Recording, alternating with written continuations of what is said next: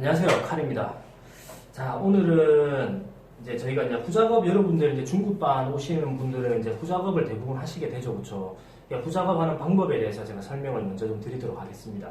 일단은 후작업이라는 단어 용어에 대해서 뭐 기존의 학생분들은 많이 아시겠지만 처음 이렇게 이제 접하시는 분들은 조금 생소한 단어죠, 그렇죠? 이게 뭐 저희가 만들어낸 단어이기 때문에 생소하실 수밖에 없죠. 후작업이라는 게 쉽게 말씀드리게 되면 단어 공부 방법 이렇게 생각하시면 될 것 같아요.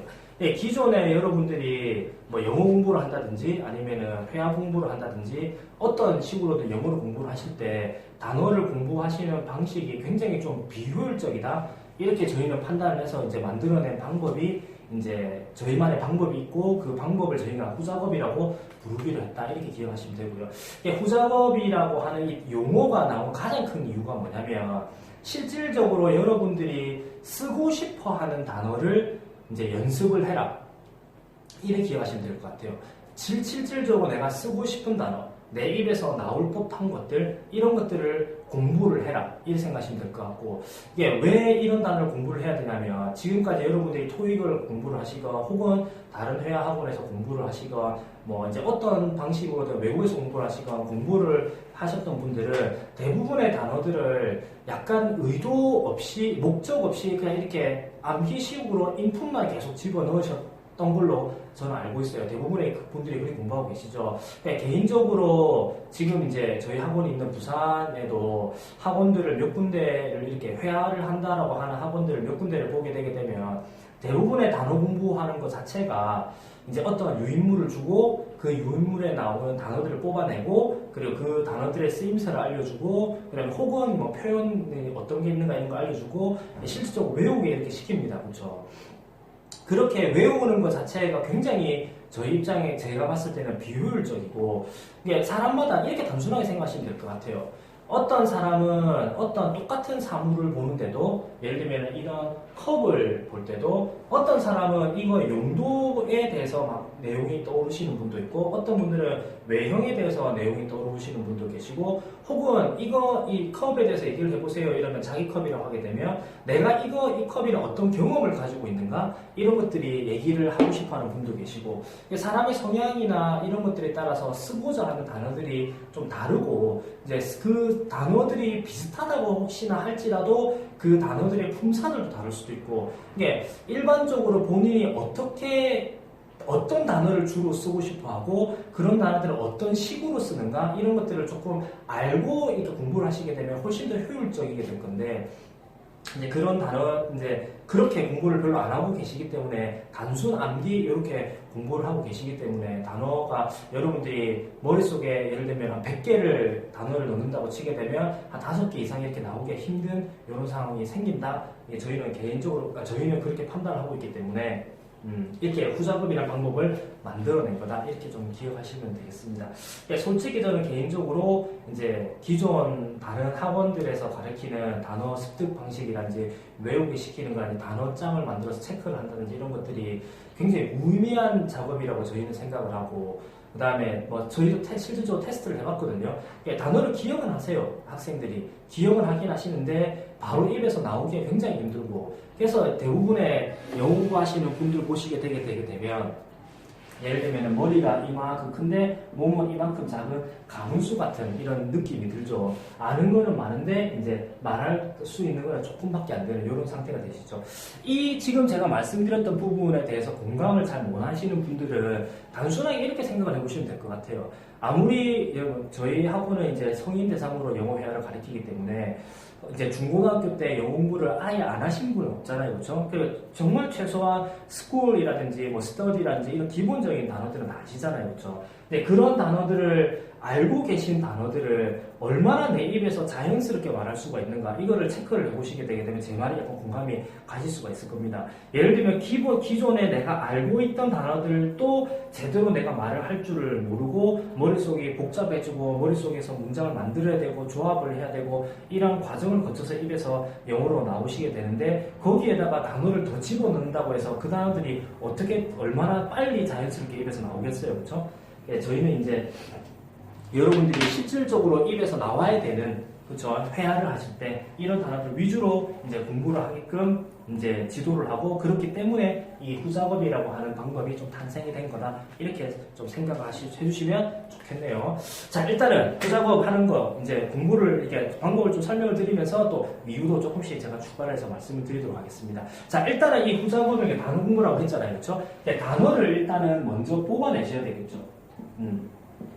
이 동영상 말고 예를 들면 이제 중국방 공부 방법 동영상을 보게 되게 되면 이제 여러분들은 이제 왜 한국말을 해야 되는가 이런 것들을 좀 아실 수가 있으셨을 겁니다. 그렇죠? 혹시나 못 보신 분들은 그 동영상 꼭 보셨으면 좋겠고 일단은 이제 혹시라도 한국말을 저희가 가르치게 되면 한국말을 하기 싫어하는 분들도 계세요. 그렇죠? 이제 그런 분들도 감안해서 일단 제가 설명을 좀 드리게 되면 일단은 단어를 뽑아내셔야 돼요. 그렇죠? 1단계가 단어를 뽑아내셔야 되죠.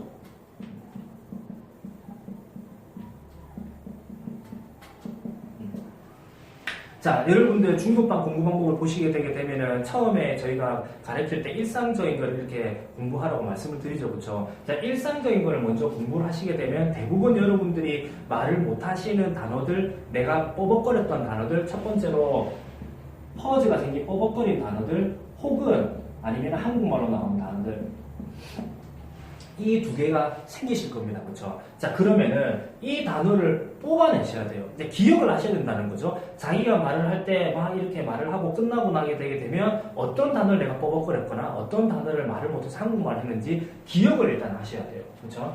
기억을 하시는 거죠.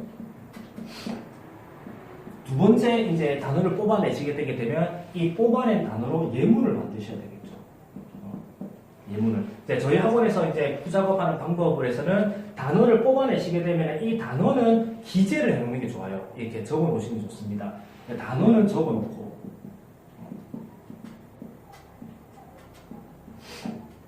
그러나 예문을 만드는 문장은 적으시면 안 돼요. 자, 왜 그러냐? 일반적으로 여러분들은 문장을 적으시게 되게 되면 글로 기억할 가능성이 좀 크세요. 그래서 내 입이 기억을 하게 하려고 하게 되게 되면 이 적는 거 이런 거에 약간 기대지 마시고 의지하지 마시고 입으로 그냥 말하는 연습을 하셔야 되는 거고 자기가 예를 들면 이걸 적으실 때 예를 들어 심리 상태가 대부분 어떠냐면 이거를 내가 안 적어놓게 되게 되면 추후에 까먹을 수 있다. 예를 들면 내가 어떤 예문을 만드는지 나중에 기억을 못 할 수가 있다. 이렇게 생각을 하시기 때문에 적어 놓으시는 거거든요. 근데 그거를 반대로 생각해 보게 되게 되면 자기가 만들었던 예문 그대로 다음 주제나 그 다음 주제에 문장이 나오진 않습니다. 그렇기 때문에 웬만하면은 적어 놓아서 기억을 하려고 하는 것보다는 다음에 그냥 어떤 다른 주제 할 때 지금 내가 예문 만들었던 거 흡사하게 완전 똑같이는 아니더라도 나오기를 기대하는 게 훨씬 낫고요. 일단은 중요한 거는 적으시면 안 된다는 거. 적으시게 되게 되면 글로 기억을 하게 되고 이제 말하는 걸로 입이 기억을 못 하시게 되고 약간 그 글에 의지하는 게 별로 좋지 않다. 이렇게 기억하시면 될 것 같고 그러면 단어를 왜 적어놓으라고 하느냐 단순하게 이유는 이런 걸 생각하시면 돼요. 자기가 후작업을 했던 단어인데 그러니까 단어 공부를 했던 단어인데 이 단어를 공부를 했는지 안 했는지 헷갈릴 때도 있고요. 그 다음에 나중에 레벨이 좀 이렇게 지나고 나서 예를 들면은 자기가 후작업을 이만큼이나 했는데도 불구하고 후작업 효과가 간혹 안 나시는 분들이 계세요. 그 후작업 효과가 안 나시는 분들을 위해서 동영상을 촬영하는 거긴 하지만 안 나시는 분들한테 내가 지금까지 이렇게 많은 단어들을 공부를 했다는 걸 약간 자극을 받기 위해서 아 그래 내가 이런 단어를 후작업을 했었지 왜 이게 이래서 안 나올까 좀 더 스트레스를 많이 받으시라고 그래서 이제 단어를 적어 놓으라고 한다. 약간 저 단어를 적어 놓는 이유는 이런 거다 이렇게 하시면 되고 예문은 적으시면 안 된다. 말로만 하시면 된다 생각하시면 되고요. 단어를 뽑아내시게 되면 예문을 한 3문장 정도 만들어 보시면 돼요. 입으로 3문장 정도 만들어 보시면 됩니다. 자, 일단은 중요한 거는 이 단어를 뽑아내고 예문을 만들잖아요. 그렇죠? 자, 요 사이에 제가 얘기를 안 한 게 있는데 한 개가 더 들어가야 돼요. 예를 들면 단어를 뽑아내서 이제 여러 가지 단어가 한국말로 나왔거나 뻐벅거린 단어가 기억이 난다고 가정을 하게 되게 되면 그 단어들 중에서 내가 어떤 단어를 우선순위를 둬서 연습을 할 건가 이거를 정하셔야 돼요. 그래서 학원에서는 일반적으로 밑에 좀 지우고 다시 적을까요? 자, 단어를 뽑아내시고 이번에 가서 예문을 만드시죠. 그렇죠? 한 3문장 정도 예문을 만드시고 단어는 적어놓고 그쵸? 그 다음에 문장은 적지 말고 이렇게 되죠, 그쵸? 자, 이 사이에 단어를 뽑아낼 때 어떤 기준으로서 뽑아내느냐? 첫 번째, 이미 내가 알고 있는 단어.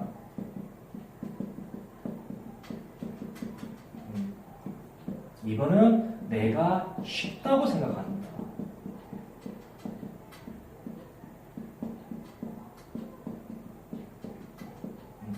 3번은 내가 자주 쓸 것 같은 단어.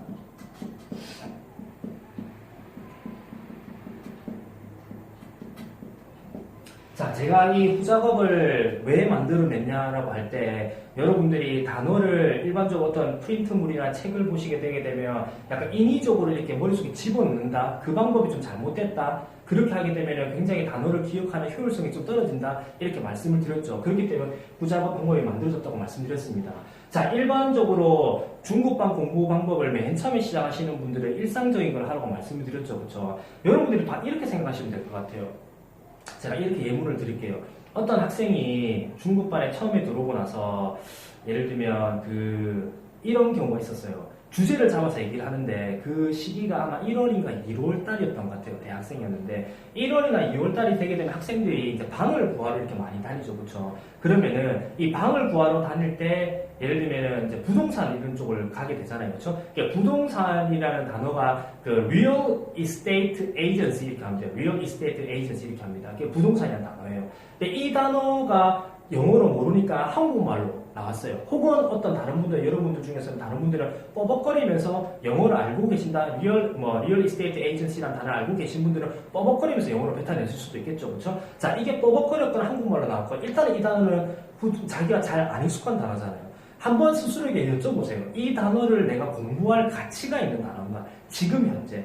자, 일상적인 단어라고 여러분들은 판단이 되시나요? 부동산이라는 단어가? 여러분들이 부동산이라는 단어가 일상적이라고 판단이 되시려고 하게 되게 되면 최소한 정기적으로 부동산을 다니시는 분이셔야 돼요. 예를 들면 부동산에서 뭐 알바를 한다든지 아니면은 뭐 부동산 공인중개사를 공부를 하고 있다든지 이런 분들은 이런 단어를 공부할 충분히 가치가 있다고 생각이 드는데 이제 그러시지 않은 분들은 이 단어가 가치가 없는 거죠. 그래서 제가 그 학생한테 이렇게 여쭤봤어요. 자, Real Estate Agency라는 단어를 본인이 공부를 했어요. 그래서 자기 걸로 만들었다고 칠게요. 그러면 이 단어를 언제쯤 다시 쓸 것 같냐? 그러니까 이 친구가 하는 말이 아마 계약 기간이 2년이 지나고 나면 그때 쓰지 않겠나요 싶어요. 싶다고 이렇게 얘기를 하더라고요. 그렇죠? 주제가 부동산에 관련된 거나 이런 것들이 나오지 않는 이상 이런 단어가 나오기는 힘들겠죠. 그렇죠? 즉 빈도수가 좀 적다라는 거죠. 그래서 이제 이 세 가지를 만들어낸 이유가 예를 들면 빈도수가 많은 단어, 내가 잘 쓸 것 같은 단어 이런 단어들을 위주로 먼저 더 다지고 그러고 나서 이 기본적으로 잘 써야 되는 좀 더 비교적 쉽고 비교적 잘 쓰고 자주 나오는 단어를 먼저 섭렵을 한 다음에 그 다음에 조금 어려운 단어를 위에 쌓자 이런 의도에서 이런 거를 만들어낸 거다 이렇게 기억하시면 될 것 같아요. 즉 예를 들면 다시 정리를 하게 되면 레벨에 따라서 공부를 해야 되는 단어가 조금 차이가 난다 이렇게 생각하시면 될 것 같아요. 이게 가끔 가다 보면 학생들 중에 조금 이제 자기 마음대로 공부하시는 분들이 계세요. 이 자기 마음대로 공부하시는 분들은 대부분 자기 현재 레벨에서 어떤 단어를 먼저 공부를 해야 되는지 보다도 어떤 단어를 쓰게 되게 되면 내가 잘하게 들릴까라는 생각을 하시는 분들이 계세요. 근데 그런 분들은 이제 쉽게 말하게 되면 어려운 단어만 이렇게 공부를 하시게 되죠. 근데 어려운 단어를 공부를 한다고 해서 잘못됐다기보다는 그런 어려운 단어들은 여러분들이 일상에서 이렇게 떠올리거나 일상에서 맞닥뜨릴 가능성이 굉장히 적습니다. 여러분들 뭐 예를 들면 에어 폴루션 이런 거, 공해 뭐 이런 것들 아니면은 자동차 배기가스 뭐 이런 거 있잖아요. 그렇죠? 그리고 뭐 이코노미 관련된 경제적 이런 것, 경제 분야라든지 그러니까 자기 수준에 너무 한참 넘은 단어를 기억을 하시려고 노력하시게 되게 되면 이것들이 일반적으로 잘 쓰여지는 단어들은 아니기 때문에 괴리감이 좀 많이 드세요. 그래서 좀 기억하기 힘듭니다. 그래서 처음에는 일상적인 주제를 먼저 하고 거기에 있는 단어 중에서 여러분들 모르는 거 굉장히 많으시거든요. 그런 것들을 먼저 이제 좀 이렇게 섭렵을 하시는 게 좋다. 이런 취지에서 이렇게 만들어낸 거다. 자, 그래서 혹시나 자기가 뽑아낸 단어가 이 세 개 중에 어디 한 군데라도 적용이 된다고 하게 되면 그 단어를 예문을 세 문장을 만드시면서 연습을 하시면 돼요. 그런데 이게 이 세 개에 포함이 되지 않았다고 하게 되게 되면 공부할 필요가 없다기보다는 약간 레벨이 올라가면 공부를 하면 되기 때문에 약간 뭐 따로 이렇게 정리를 해 놓으시는 거는 뭐 크게 문제는 안 되시겠죠. 일단은 이 세 개에 따라 이 세 개에 해당되는 단어들만 일단 우선적으로 연습을 한다 이렇게 생각하시면 될 것 같고요. 자, 예문을 이렇게 세 문장을 만들죠, 그렇죠? 이 예문 만드는 걸 학생들이 굉장히 많이 못해하세요. 예문을 만드실 때도 절대로 예를 들면 패턴화가 된 예문을 만드시면 안 됩니다. 자, 이게 어떤 뜻이냐면, 자, 이걸 제가 좀 지우고 제가 설명 좀 드릴게요. 2번까지 제가 예문 이제 설명드린다, 그렇죠? 예문을 예를 들면 일반적으로 시간 순서 이런 거 공부하시는 분들 중급 처음에 오시면 경험을 시간 순서로 푸는 거를 연습을 하시게 되죠. 연습을 하실 때 이 처음 자주 여러분들이 잘 쓰는 단어 중에 한 개가 어디에 올라가다 내려가다, 그렇죠? 계단을 올라가다 아니면 몇 층에 가다 몇 층을 내려가다 이런 얘기를 많이 하시죠, 그렇죠? 그래서 고업이라는 단어 가지고 제가 예문을 한번 만들어 보겠습니다. 자, 예를 들어서 어떤 학생한테 이렇게 제가 지금 적는 거는 여러분들이 이해를 시켜드리기 위해서 적는 거지, 예를 들면 말로 해보셔야 돼 적으시면 안 돼요. 적으시면 좀 효과가 좀 반감이 됩니다. 자, 예를 들면 I go up to third floor 이렇게 해볼까요? I go to third floor 3층으로 간다는 뜻이죠, 그렇죠? 그 다음에 I 과거형으로 한번 해볼까요? I went up the hill, 그렇죠? 집이 언덕 위에 있다, 그렇죠? I went up the hill 이렇게 할까요? 그 다음에 이걸 두 개 합쳐볼까요? I go up the stairs to my class. 자기 교실까지 계단을 올라간다 이런 뜻이죠. 여기서는 이제 얘들이 나왔고 여기서는 이제 이게 나왔고 이 두 개 합친 게 얘가 얘랑 비슷하고 얘가 얘랑 비슷한 거죠. 이렇게 합친 문장이 된 거죠. 자, 예를 들어서 첫 번째로 예문을 말 때 여러분들이 꼭 기억하셔야 되는 게, 여러분들이 실질적으로 일상에서 혹은 예를 들면 생각으로라도 입에서 나올 법한 예문을 만드셔야 돼요. 자, 예를 들어 볼게요. I went up the hill이라고 했어요. 그럼 언덕을 올라갔다는 뜻이죠, 그렇죠? 본인이 지금 특히나 이제 지금 저희 학원이 경성대 부경대 쪽에 있기 때문에 부경대에 다니시는 분, 그리고 집이 예를 들면 언덕 위에 없으신 분들은 생각외로 자기 주변을 둘러보게 되면 언덕을 올라갈 일이 거의 없으시죠. 그런 분들이 I went up the hill이라고 하게 되면 굉장히 좀 이렇게 공감이 안 되는 예문이에요. 근데 예를 들면 경성대에 다니시는 분들이 I went up the hill to my school, 예를 들면 major building 이렇게 하게 되면 공감이 되는 문장이 되겠죠. 그러니까 첫 번째로 기억하셔야 되는 게 예문을 마실 때 공감이 되는 예문을 만드셔야 됩니다. 공감이 되는. 이제 예를 들면은 엘리베이터는 대부분 이렇게 타시잖아요. 그렇죠? 예를 들면은 I went up to my classroom by the elevator 이렇게 하게 되게 되면 공감이 가는 게 되겠죠. 그래서 실질적으로 내가 예문을 만들 때 내가 일상에서 겪는 것들, 입에서 나올 법한 것들, 이런 것들을, 그렇죠? 예를 들면 꼭 예문을 만드시는 게 좋다. 첫 번째로 공감 가는 예문 기억하시면 되겠죠. 자, 두 번째로 예문의 모양이 패턴화가 되면 안 돼요. 자, 지금 이 모양을 보시게 되면 I 똑같죠? 자, 동사, 고업 전부 다 본동사로 다 쓰였죠? 그렇죠? 뒤에 거는 살짝 다르긴 하지만 지금은 모양이 똑같은 모양이에요. 자, 이렇게 만드시게 되게 되면 예문을 이렇게 세 번을 만드셨다라는 거는 쉽게 말씀드리게 되면 고업이라고 하는 동사를 본동사로만 쓰겠다는 뜻이 됩니다. 그러면은 여러분들이 이 고업이라는 동사가 모양이 살짝 바뀐 형태에서 말이 나올 때는 말이 안 나오세요. 그렇기 때문에 예문을 절대 패턴화 시켜서 이렇게 모양이 똑같게끔 만드시면 안 됩니다. 제가 모양을 한번 바꿔볼게요, 그러면. 자, 패턴화가 되면 안 된다고 말씀드렸죠, 그렇죠? 자, 예를 들면 I는 또 마음에 안 드는데 일단은 여러분은 대부분 I가 많이 나오실 거기 때문에 중국을 처음 시작하시는 분들은 자, I go to 할까요? go to the elevator 할까요? to go up to my classroom. 여러분들 이 문장이 실질적으로 여러분들 입에서 나올 법한 문장인 것 같으세요? 자, 예를 들게 되면, 자, 이 문장을 해석하게 되게 되면, 그 수업 교실로 올라가기 위해서 엘리베이터로 갔다. 엘리베이터 있는 데로 갔다. 이래 되는 거죠. 충분히 입에서 나올 법하다고 저는 개인적으로 판단이 되는 것 같아요. 그런데, 아까 전에 고업 같은 경우는 본동사로 쓰였는데, 이거는 제가 투부정사로 썼죠. 지금처럼 이렇게 모양이 좀 바뀌셔야 돼요. 제가 이게 좀 이제 좀 적어놓은 게 있는데 몇 가지만 조금 제가 적어드리겠습니다. 자, 이거 말고 I took이라고 해볼까요? I took the elevator. 그죠? Instead of going upstairs. going up the stairs. 참고로 going upstairs라고 하게 되면 위층으로 간다는 뜻이고요. going up the stairs를 하게 되면 계단을 올라가는 뜻이 됩니다.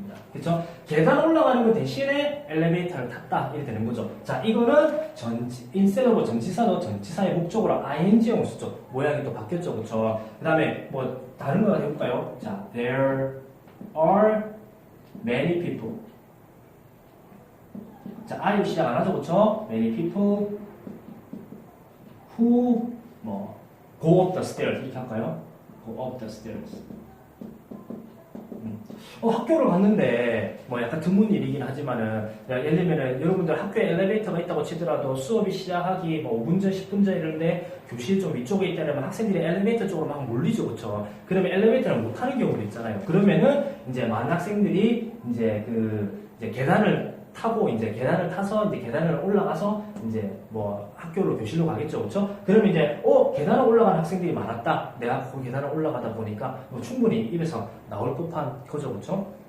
그 다음에 조금 예를 들면 다른 걸로 자, 엘리베이터가 사람이 너무 많아서 나는 이제 예를 들면은 뭐 이제 계단을 예를 들면은 계단을 올라가기로 결정했다. 이러면은 I choose to, 그렇죠? 아니면 과거용으로 하면 chose가 되겠죠? to go upstairs. go up the stairs, 그렇죠? 뭐 이제 문법적으로 분석하기도 그렇지만 여기서는 투부정사의 부사용법을 썼고 여기서는 명사용법을 쓴 거죠, 그렇죠? 이거 대신 뭐 decide 이런 거 쓰셔도 되겠죠. 아까 전에 또 go up처럼 본동사로 쓰진 않았죠. 이해되시나요? 여기서는 관계대명사, 물론 본동사로 쓰긴 했지만 관계대명사 구조가 좀 들어간 거고, 그렇죠? 지금처럼 이렇게 약간 모양이 바뀌셔야 돼요. 그리고 이 모양을 바꾸실 때도 실질적으로 여러분들 입에서 나오는 문장, 즉 공감되는 예문. 그리고 뭐 패턴화가 되면 안 된다. 다른 말로 하게 되면 모양이 똑같으면 안 된다. 모양이 달라야 된다. 즉 쓰임새가 달라야 된다. 이렇게 하셔야만 실질적으로 여러분들이 입에서 나올 만한 예문이 만들어지시게 돼요. 이해가 좀 되시나요? 이거 말고도 제가 뭐 몇 가지만 좀 읽어드릴게요.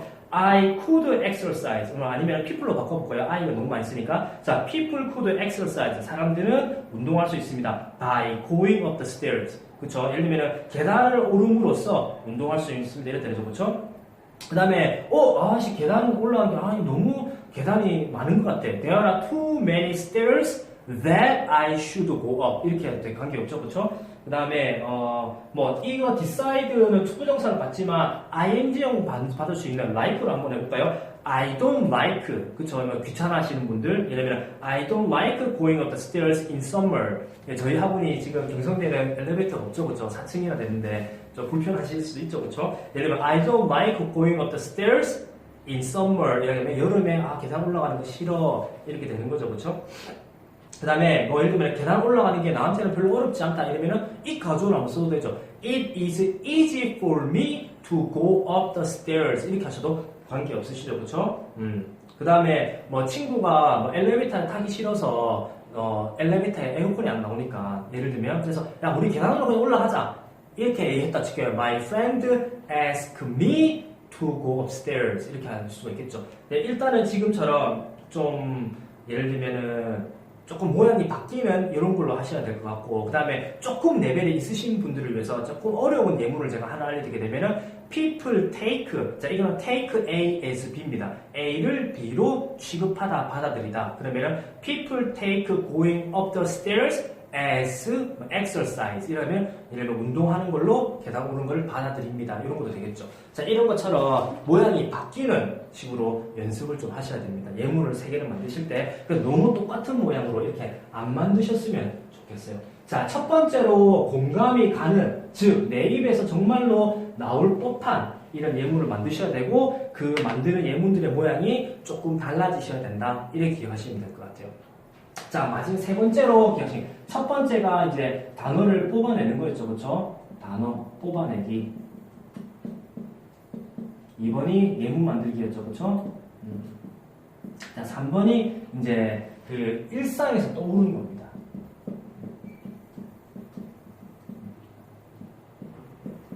자, 실질적으로 예문까지만 잘 만들게 되게 되면 후작업 효과가 좀 나는 분들이 꽤 계세요. 그런데 이제 간혹 하다 보게 되게 되면 여러분들이 공용공부라는 거는 습관화가 되셔야 되거든요. 예를 들면 공부를 그냥 하겠다고 하루에 1시간 반 정도 저희가 공부를 하라고 하잖아요. 그렇죠? 근데 1시간 반만 딱 하고 공부는 1시간 반 동안 앉아서 하시면 되는데 그 1시간 반을 딱 하고 나서 아예 뭔가 머릿속에 영어에 대한 개념, 생각 이런 게 없으시게 되게 되면 조금은 레벨 느는 게 더딜 수가 있습니다. 그래서 시간 투자를 일부러 공부를 안 하시더라도 영어에 대한 강박을 조금 계속 가지고 계신 게 좋아요. 그래서 여러분들이 한번 생각을 해보시게 되게 되면 어떤 영어로 문장을 만드는데 그 문장 안에서 어떤 단어가 제대로 안 나왔어요. 예를 들면 퍼즈가 안 생겨 나오거나 한국말로 했거나 그렇죠? 그러면 그 단어가 퍼즈가 안 생기길 원하셔야 되고 한국말로 안 나오기를 원하셔야 되잖아요. 그렇죠? 그런 강박이 분명히 일상에서 떠오른 걸로 연결이 되십니다.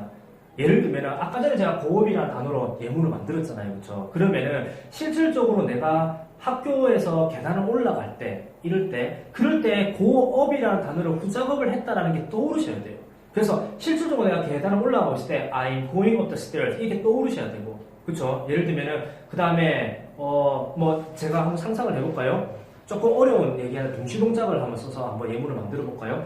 친구랑 얘기하면서 내가 지금 친구랑 얘기하면서 계단을 올라가고 있어요. 그렇죠? 그러면은 친구랑 올라가면서 계단을 올라가고 있다는 게 그 상황에서 순간적으로 떠오르셔야 돼요. 고업을 후작업을 해서 그거를 꼭 영어로 써야 되겠다 강박을 느끼시는군요. 그래서 머릿속에서 I am going up the stairs talking to my friend 이렇게 나오셔야 되고요. 그 다음에 또 다른 걸 한번 생각해 볼 거예요. 또 동시동작으로 수업이 끝나고 계단을 이제 내려가시겠죠. 그렇죠? 계단을 내려가시면서 점심 뭐 먹지라고 생각했다.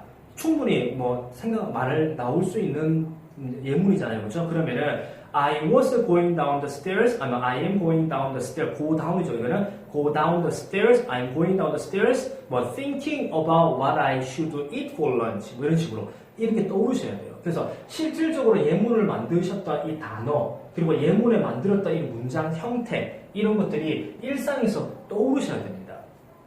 이해가 좀 되시나요? 이게 실질적으로 자기가 행동을 하는 게 아니라고 하더라도 어떤 길을 지나가고 내가 학교에 있는데 어떤 사람이 계단을 올라가잖아요. 그렇죠? 그러면은 뭐 someone is going up the stairs 이렇게 올라가는 거를 봐야 되겠죠. 혹은 예를 들면 이렇게도 하셔야 돼요. 계단을 올라가고 있는데 뭐 동전이 떨어져 있다 아니면 뭐 껌이 이렇게 붙어져 있다 아니면 어떤 종이가 떨어져 있다 책이 떨어져 있다 이렇게 되잖아요. 그렇죠? 예를 들면은 뭐 제가 조금 어렵지만 만들게 되면 그거를 발견을 했어요. 그러면은 I found a book I found a book 네, 제가 예문을 적어드릴게요. 이건 좀 어려우니까 I found a book 책을 하나 발견했어요. 그렇죠? 그러면은 어떤 책? which someone 어떤 사람이 뭐 dropped 떨어뜨린 그렇죠? 과거형으로 dropped 그러니까 떨어뜨린 while 뭐 he라고 할까요? 그냥 아니면 that someone he was going upstairs 이렇게 떠오르셔야 됩니다. 이제 바닥에 떨어진 책을 보고 이런 문장을 떠올리기는 조금 힘드실 수는 있어요. 그런데 분명히 책이 계단 위에 이렇게 또 놓여져 있는 거 보게 되면 누군가가 오르내리면서 이렇게 떨어뜨린 거겠죠. 잊어버린 거겠죠. 그렇죠? 뭐 거기에서 밥 먹거나 그러진 않잖아요. 그렇죠? 그러면 이 문장 자체가 책을 하나 발견했는데 어떤 책이냐? 어떤 사람이 떨어뜨린 책이다. 그가 계단을 올라가면서 혹은 뭐 다운을 쓰려면 계단을 내려가면서 이렇게 이제 이런 예문이 실질적으로 일상에서 떠오르셔야 됩니다. 그러면은 일상에서 떠오르는데 단순하게 떠오르는 게 아니고 지금 예문에서 만드는 것처럼 예를 들면 I go upstairs 이런 게 떠오르는 게 아니고 이런 식으로 예문이 살짝 복잡하지만 내 입에서 한국말로는 나올 법한 이런 예문들이 떠오르게 되게 되면 후작업 결과가 즉 단어가 자기께 대해서 입에서 이렇게 툭 자연스럽게 내가 막 이걸 써야지라고 생각을 안 하는데도 입에서 툭 튀어나올 가능성이 굉장히 커지세요.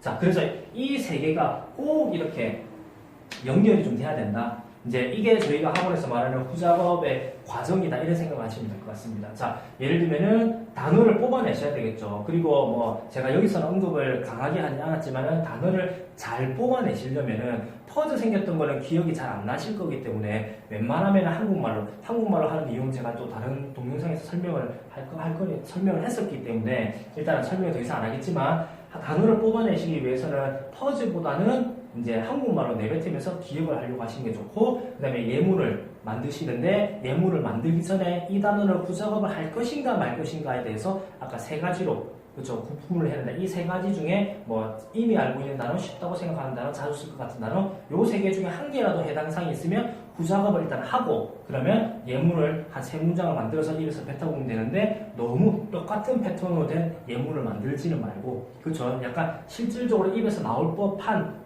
그런 공감이 되는 예문을 너무 패턴화되지 않게끔 해서 만들면 되고 그렇게 만들었던 예문이나 이런 단어들이 일상생활을 하면서 공부는 하루에 1시간 반 정도밖에 안 하셔도 되지만 일상을 이렇게 생활하시면서 떠오르시게 되게 되면 자기 본인은 이제 실질적으로 그 단어들이 섭렵이 빨리빨리 될 가능성이 크다 이렇게 생각하시면 될 것 같아요. 처음에 들으실 때는 조금 뭐 복잡한 과정일 수도 있겠지만은 실질적으로 여러분들한테 아까 말씀드린 것처럼 다른 학원에서 가르치는 이렇게 주입식으로 단어를 외워라 뭐 이렇게 하잖아요. 그렇죠? 그렇게 하시게 되게 되면 실질적으로 외워지거나 쓸 수 있는 것들이 굉장히 한정적인 게 밖에 안 돼요. 아까 가분수 이렇게밖에 안 됩니다. 그런데 제가 장단코 말씀드리는데 지금 이렇게 단어 공부를 하시게 되게 되면 인위적으로 단어를 공부하시면 이런 모양이 된다고 하게 되면 저희 학원 방식대로 이렇게 후작을 하시게 되면 최소한 이 정도는 되실 수 있으세요. 이 정도는 그렇죠. 이거는 너무 작나요? 그렇죠. 그때랑 비슷하게 하게 되면 이 정도는 됩니다. 이렇게는 되실 수 있습니다. 가분수가 아니게끔은 최소한 한 10단어를 공부하게 되면 한두 단어만 남는 게 아니고 한 3, 4단어, 4, 5단어 이 정도는 실질적으로 될 수 있고 그리고 이 방법이 조금 복잡하게 보이지만 익숙하게만 되시게 되게 되면은 그렇게 어려운 방법은 아닙니다. 당연히 일상에서 좀 떠오르셔야 되는 거기 때문에 조금 이제 시험 공부하거나 이렇게 집중을 하실 때는 당연히 잘 안 떠오르겠지만 길을 걸어간다든지 버스에서 기다린다든지 이럴 때는 이런 것들이 좀 자연스럽게 떠오르게끔 이렇게 좀 훈련을 하고 강박을 조금 느끼셨으면 좋겠어요. 자, 그러고 단어의 후작업은 이렇게 하면 되는데 그 구조에 대한 후작업도 좀 있거든요. 그렇죠? 이것도 제가 설명을 좀 드릴게요. 이 구조에 대한 후작업 같은 경우는 레벨이 조금 있으신 분들 이제 중급반 공부를 처음 시작하시는 분은 아니신 분들 이렇게 생각을 하시면 되는데 구조라는 거는 특성상 모양이 정해져 있죠. 그렇죠. 구조라는 거는 모양이 정해져 있기 때문에 이 모양대로 그대로 만드실 수밖에 없어요. 대신 약간 위치를 조금 이렇게 변경시키면서 공부를 하시게 되게 되면 아까 단어 공부하실 때 패턴화가 안 된 것처럼 약간 그런 현상을 나타내기도 할 수가 있습니다. 이제 일반적으로 이제 중급반 들어오셔서 한 달 정도 지나신 분들이 약간은 조금씩 구조에 대한 단어만이 아니고 구조에 대한 후작업을 하셔야 돼요. 자, 이거를 먼저 설명드리게 되면 혹시라도 여러분들 중에 공부하시는 도중에 이제 한국말로 하는 게 좀 더 좋다라는 게 피부로 인지가 돼서 한국말로 이렇게 하는 거 타이밍을 빨리 잡고 하는 걸 연습을 해서 좀 잘 되신 분들 있잖아요. 그렇죠? 그런 분들 중에 한 10명 중에 한 반수 정도는 그래야 되는 것 같은데 어떤 문장이 예를 들면 아까 전에 비슷하게 해볼까요? I go up the stairs 이렇게 단순한 문장을 말하는데 얘만 이렇게 올라가다 나는 올라간다 the stairs 이렇게 하시는 게 아니고 이 문장 전체가 나는 계단을 올라간다 이런 분들이 계세요. 문장이 이렇게 예를 들면 모르는 단어만 한국말로 나오는 게 아니고 문장 전체가 한국말로 나오는 분들 계시거든요. 이런 분들은 꼭 생각하셔야 되는 게 이 지금 3개 중에서 단어가 들어가는 3개 중에서 어떤 단어 때문에 어떤 단어가 가장 덜 익숙하고 어떤 단어가 내가 지금 이 문장을 말할 때 전체를 다 한국말로 만들기 위한 주된 범인인가 그거를 찾아내셔야 돼요. 그 단어를. 그래서 이제 이 단어를 뽑아내셔야 되는 거죠. 예, 나는이라는 단어를 I를 구작을 하실 필요는 없잖아요. 그렇죠? 제끼고 stairs도 원래 the stairs도 알고 있었다고 가정을 하게 되면 내가 go up이라는 단어 때문에 이 문장 전체가 한국말로 나온 거기 때문에 고음만 뽑아서 후작업을 하시면 되겠죠. 그렇죠? 자, 지금 이 개념을 기억하시면서 가게 되게 되면 일반적으로 구조를 후작업을 첫 번째로 많은 분들이 하는 게 어떠한 장소입니다. 장소. 예를 들면 나는 과자 코너가 어디 있는지 물었다.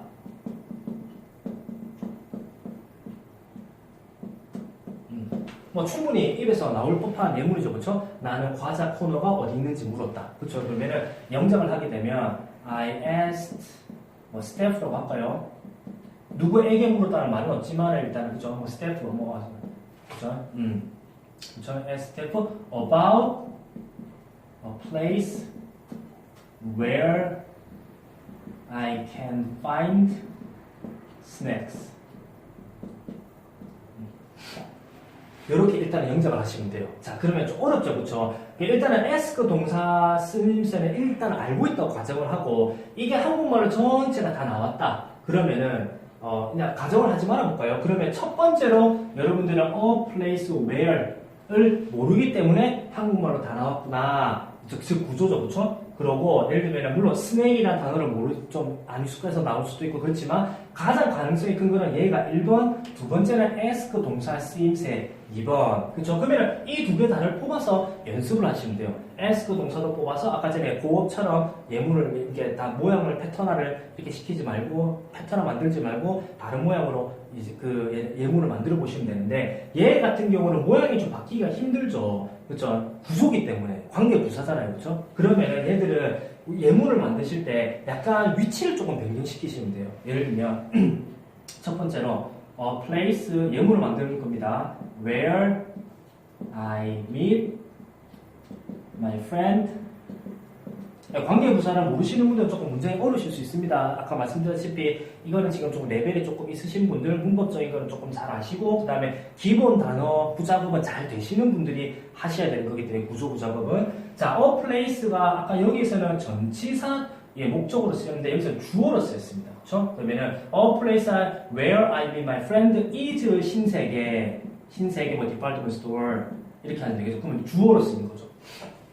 전치사의 목적으로 쓰였는데 얘는 주어로 써요. 이렇게 위치를 조금 이렇게 바꾸시면 돼요. 그렇게 구작업을 하시면 되고요. 물론 이제 where 다음에 나오는 내용을 조금 바꾸셔도 관계는 없어요. 예를 들면 이거를 비슷하게 제가 한번 더 바꾸게 되면은 I asked staff about a place where 예를 들면은 뭐 snacks are 이렇게 볼까요? 스낵이 있는 이렇게 하셔도 괜찮죠. 근데 이거는 너무 앞에 거는 똑같고 요 뒤에 것만 좀 다르죠, 그렇죠? 그러니까 좋은 예문은 아닌 것 같아요. 근데 이렇게 바꿀 수도 있다. 일단은 후작업을 하신다. 아, 이 문장이 한국말로 통째로 나왔다. 그러면은 한국말로 통째로 나왔다. 그러면은 영작을 일단은 해보고 영작을 한 것 중에서 내가 어떤 단어 때문에 이게 전체가 한국말로 나왔는지 판단을 한다. 첫 번째로는 where 혹은 ask가 1번이 될 수도 있습니다. 이게 1번 혹은 이게 2번. 이게 1번, 2번. 아, 요거 두 개인 것 같아. 얘 두 개를 내가 잘 모르니까 이게 전체가 한국말이 나온 것 같아. 라고 이렇게 판단을 하시고 두 개 다 뽑아서 우장하시면 되는데 지금처럼 단어가 아니고 구조가 이렇게 뽑아지게 되면 약간 위치를 이렇게 지금 나왔던 문장과는 조금 다르게 위치를 바꿔서 구작업하시면 된다. 이렇게 생각하시면 되겠죠. 일단은 저거 똑같이 앞에 단어 했던 거랑 똑같이 입에서 실질적으로 나올 법한 이런 예문을 만드셔야 돼요. 저랑 한번 해보실까요? 뭐뭐한 장소라고 할 때 여러분들은 어떨 때 이 뭐뭐한 장소, 뭐뭐한 곳 아니면은 뭐뭐한 뭐 장소, 곳 이러면 되나요? 뭐 어떻게 하실 수 있을 것 같아요? 제가 한국말로 일단은 얘기해 드리게 되면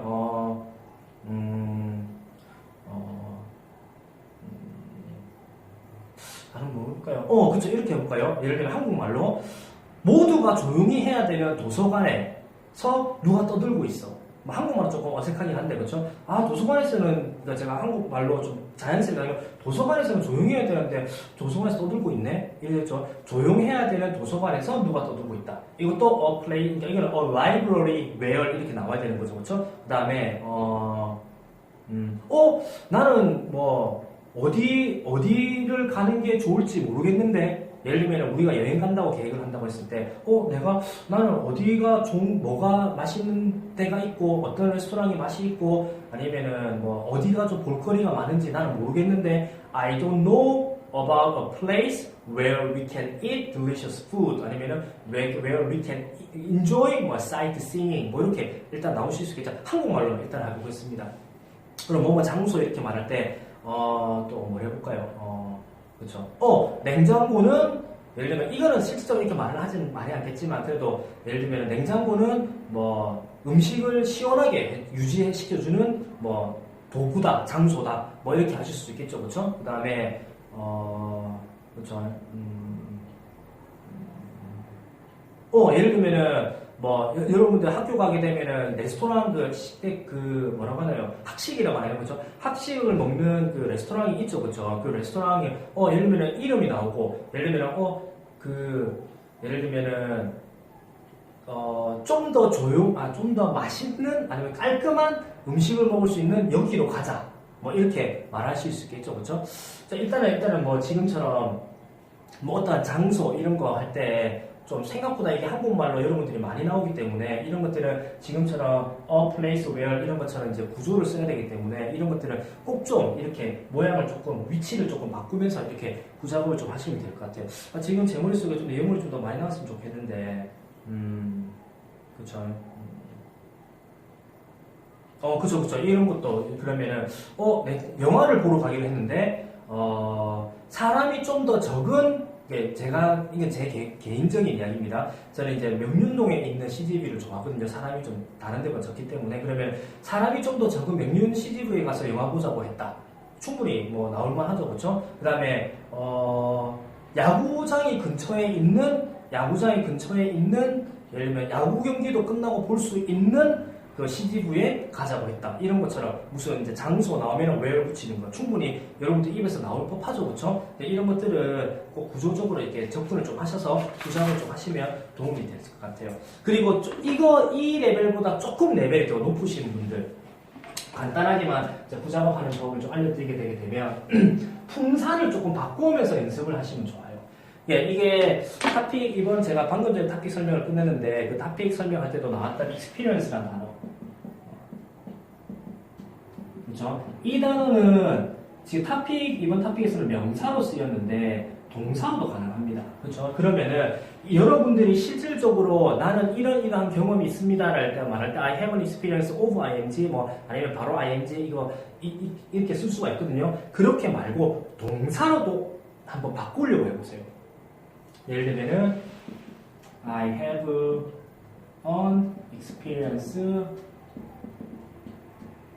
of eating pizza 이럴까요? 피자를 먹어본 경험이 있습니다. 뭐 말은 좀 안 되죠, 그렇죠? 그러면 동사로 한번 바꿔볼게요. 얘를 I experienced 뭐 이건 과거형 하면 experienced 하면 되죠. I experienced eating pizza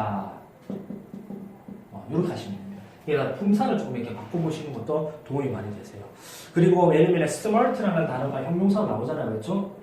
smart 나오게 되면은 명사 형태인 동명사 형태인 뭐 be smart, being smart 아니면은 smartness 뭐 이런 것들 그렇죠? 그 다음에 이게 부사 형태가 되면 smartly라는 부사는 안 쓰거든요. 그래서 이거는 in a smart way 이렇게 자, 이거를 지금 알아야 된다 이런 게 아니고요. 지금 형용사가 나왔던 걸 명사 형태로 바꾸고 부사 형태로 바꾸고 이렇게 품사를 좀 바꾸면서 후작업을 하고 이렇게 해보시게 되면 충분히 도움이 되실 거예요. 좀 레벨이 있으신 분들은. 그래서 일단은 맨 처음에 알려드렸던 그냥 단순 단어 공부하는 거 기본적으로 세팅이 좀 되셔야 되고 그 다음에 이제 구조적인 거 이제 문장을 봤을 때 단순 단어만 가지고는 이거는 안 될 것 같은데 구조가 있어야 될 것 같은데 이러면은 구조를 뽑아서 또 후작업 하시고 약간 위치 조금 바꿔보시면서 해보시고 그 다음에 그거보다 레벨이 좀 높다 이러면은 품사도 조금 바꿔가면서 후작업을 좀 해보시면 되고 이렇게 하시게 되고 익숙하게 되시게 되면 단어들은 굉장히 금방 자기 있게 될 수가 있다 이렇게 좀 기억하시면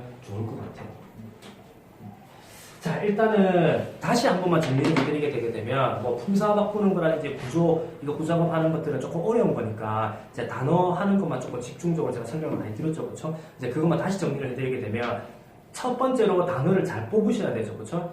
단어를 잘 뽑으시고 그 단어를 잘 뽑기 위해서는 뭐 퍼즐 기억하는 것보다는 한국말로 하는 게 좀 더 효과적이다 이렇게 기억하시면 좋을 것 같고 그 단어를 뽑았으면은 이제 이 단어 뽑은 단어를 후작업을 할지 말지 아까 세 가지 본인이 생각할 때 쉽다고 생각하는 단어, 이미 알고 있는 단어, 자주 쓸 것 같은 단어에 해당이 되면 후작업을 하시면 된다. 그러니까 후작업을 할 때 예문 3개를 만들어 보시는데 그 단어는 좀 기재를 해놓는 게 좋으나 이제 그 예문 만드는 거는 적지는 말고 말로만 해보시면 된다. 그리고 예문을 만드실 때는 이제 꼭 내 입에서 다른 경우에 나올 법한 이런 이야기, 그쵸? 나올 법한 이런 이야기를 예문으로 만드시는 게 좋고 두 번째는 너무 똑같은 그 좀 모양대로 안 만드시는 게 좋다. 좀 약간 다른 모양을 만드시는 게 좋다. 그리고 세 번째로 마지막으로 말을 하시고 이게 후작업을 다 끝나셨으면 이 단어를 진짜 내가 영어로 말하고 싶은 강박이 있고 의지가 있으시게 되면 일상에서 떠오르실 거다. 그쵸? 그리고 그때 떠오를 때도 너무 단순한 문장으로 떠오르기보다는 조금 예를 들면 진짜 실제로 입에서 나올 법한 이런 문장으로 이야기가 떠오르는 게 좋다. 좀 이렇게 기억하시면 좋을 것 같아요. 좀 이해가 좀 되셨으면 좋겠고요. 그 다음에 이렇게 공부 방법 설명을 드리는 걸 동영상으로 촬영한 거는 처음이라 제가 뭐 중간중간에 또 뭔가 떠오른 거를 얘기 안 드리고 기본적인 것만 이렇게 알려드렸는데 추후에 혹시나 공부 방법에 대해서 다시 좀 촬영을 하거나 이럴 때는 좀 더 자세하게 설명을 드리도록 하겠습니다. 혹시나 궁금한 점 있으시면 연습 후작업 이렇게 하셔야 되는 분들은 해보시고 나서 수업 시간에 여쭤보시게 되면 제가 좀 상세하게 알려드리겠습니다. 자, 그럼 여기서 후작업 공부 방법 설명은 여기까지 하겠습니다. 수고하셨습니다.